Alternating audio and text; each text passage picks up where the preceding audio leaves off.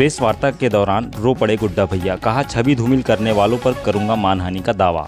गौरतलब हो कि 29 नवंबर को सैनिक से विवाद और जातिगत अपमानित करने के मामले में घिरे कैबिनेट मंत्री, दर्जा प्राप्त खनिज निगम अध्यक्ष एवं वारासिवनी के निर्दलीय विधायक प्रदीप जायसवाल ने मामले को लेकर मुख्यालय स्थित शीतल पैलेस लॉन में प्रेस वार्ता रखी। इस दौरान वे अपनी बात रखते हुए रो पड़े। विधायक जायसवाल ने साफ कर दिया कि उस दौरान उनके साथ कोई महिला कार्यकर्ता नहीं थी। उन्होंने कहा कि पिताजी के समय से परिवार के साथ ऐसी जातिगत रूप से साजिश हो रही है और छवि को धूमिल करने का प्रयास किया जा रहा है। उन्होंने कहा, 2018 के विधानसभा चुनाव में भी मतदान के पहले गौरव पारधी के साथ कुछ लोगों ने मेरे खिलाफ साजिशन पर्चे बंटवाए थे, जिन्हें रंगे हाथों पकड़ा गया था, जिसका केस अभी चल रहा है। वहीं श्री जायसवाल ने कहा कि जिन लोगों ने समाज की आड़ लेकर मेरी छवि धूमिल करने का प्रयास किया है, उनके खिलाफ मानहानि का दावा करूंगा। इसके लिए वकील से बात कर चुका हूं। साथ ही उन्होंने कहा कि मुझे सिर्फ अपने क्षेत्र की राजनीति करना है। मैंने तो मुख्यमंत्री बनने का ऑफर तक ठुकरा दिया था। भाजपा कांग्रेस से जुड़े मेरे क्षेत्र के मेरे कुछ राजनीतिक विरोधी मुझे बदनाम करके विधायक बनने की सोच रहे हैं, लेकिन सत्य परेशान हो सकता है, पराजित नहीं। उन्होंने कहा कि सत्यमेव जयते की परिभाषा को उन्होंने जिले में परिभाषित किया है। विरोधी समाज की आड़ लेकर समाज में झगड़ा करवाना चाहते हैं। उनके मंसूबे कभी पूरे नहीं होंगे। बालाघाट से संवाददाता नीरज काकोटिया की रिपोर्ट। कार्यालय में आके मारपीट किया, जिसके पर्चे बांटे गए चुनाव में, तो ये मेरे खिलाफ हर बार पवार विरुद्ध का जो नारा लगाया जाता है, कुछ तथ्यों का, कुछ लोगों के द्वारा। मीटिंग पवार समाज की नहीं थी, पवार समाज का कोई पदाधिकारी उसमें उपस्थित नहीं था। हमारा ये कहना है, घटना कहाँ थी? घटना जसवंत पटले के घर के सामने की थी। मुश्किल से 5 मिनट की घटना थी। जब पवार समाज की बैठक जिसको बोल रहे हो आप, जिसमें कोई पदाधिकारी नहीं गया, आपको जसवंत पटले भी तो पवार है ना, आपने जसवंत पटले को क्यों नहीं बुलाया मीटिंग में? उससे पूछना था, वो दूध का दूध पानी का पानी कर देता कि क्या हुआ, बात वहाँ ख़त्म हो जाना था। लेकिन उनको बात ख़त्म नहीं करना था, उन्होंने जसवंत पटले को भी नहीं बुलाया मीटिंग में। आप क्या करना चाहते हो? आप वो बताता ना मेरे घर के सामने घटना क्या हुआ, लेकिन उसको भी नहीं बुलाया गया। हमारे पक्ष के जितने पवार समाज के लोग, उनको भी नहीं बुलाया गया। 35 लोग थे, उनके साथ 40 लोग मीटिंग में, 40 लोग थाने में आ रहे हैं। मैंने अपने पवार समाज के सभी लोगों को बुलाया।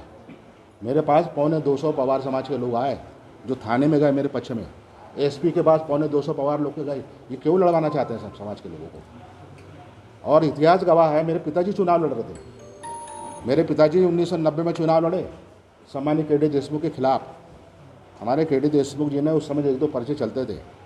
उन्होंने गांव-गांव में यह कहा कि लाला जी के गुंडे मेरे पीछा कर रहे हैं। रात को वो दौड़ के लोगों के गांव में घर में जाते थे, दौड़ के रात को घर में जाते थे और गांव वालों को बताते लाला जी गुंडे पीछा कर रहे हैं। इस तरह से बदनाम किया गया। पर्चे उनके खिलाफ भी बांटे गए। वो चुनाव लाला जी, मेरे पिताजी 1100 वोट से हार गए। ये पृष्ठभूमि बताना जरूरी, इसलिए बता रहा आपको मैं, ठीक है? लाला जी को बदनाम किया गया। 3 साल बाद फिर चुनाव हुआ तो हमारे सम्मानित के डी देशमुख जी ने कांग्रेस के टिकट लेने का प्रयास किया, लेकिन अंततः टिकट मेरे पिताजी को दोबारा मिल गई। 1993 का चुनाव, जब मेरे पिताजी को टिकट मिल गई तो के डी देशमुख जी दिल्ली से गायब हो गए। यहाँ ओंकार बिसेन जी को टिकट दी गई। फिर अब के डी देशमुख जी गायब हो गए और मेरे पिताजी कांग्रेस के कैंडिडेट कर दी लाला जी ने। लाला जी मेरे पिताजी, उन्हें मर्डर करा दिए। आपको बताऊँ, मैं भी साथ में था। गाँव-गाँव में मेरे पिताजी खिलाफत हो रही थी कि पहले के डी देशमुख को लाओ, उसके बाद गाँव में घुसने देंगे। मेरे पिताजी जहाँ जाते थे पहले मारपीट झगड़ा चालू हो जाता था। मेरे पिताजी का चुनाव प्रचार करना मुश्किल हो गया, लेकिन बदनामी तो हो गई कि मर्डर करा दी लाला जी ने। जब मतदान का समय 5 बजे होता है, आखिरी वोट डलने का टाइम था, के डी देशमुख जी सही सलामत वापस आ गए, जबकि मतदान पूरा हो चुका था। इतने विरोधाभास के बाद भी, इतनी बदनामी के बाद भी मेरे पिताजी मात्र 400 वोट से हारे, मात्र 400। ये वारासिवनी की फिजा को जो बार बार इस तरह से किया जा रहा है मेरे खिलाफ, उसके बाद भी यही 400 वोट की हार है जो गुड्डा जायसवाल चुनाव में आया और 4 बार का विधायक बना चुका। ये पहली बार नहीं हो रहा मेरे साथ ही। और मैं तो बोला हूँ, हर चैलेंज करता हूँ, पिछले 25 साल में एक कोई ऑडियो वीडियो बता दो जिसमें पवार समाज का नाम लेकर मैंने किसी को कुछ बोला होगा, एक ऑडियो वीडियो, लेकिन नहीं, बदनाम किया जाता है। और नहीं तो वो गुड्डा जायसवाल है जिसने जिला पंचायत सदस्य, जिला पंचायत अध्यक्ष का चुनाव आया था। कितने कैंडिडेट थे उस समय, लेकिन मैंने अनुसुईया बिसेन को कमलनाथ जी से बात करके अध्यक्ष बनवाया। मैंने अजय बिसेन को 2 बार मंडी अध्यक्ष मैंने बनवाया।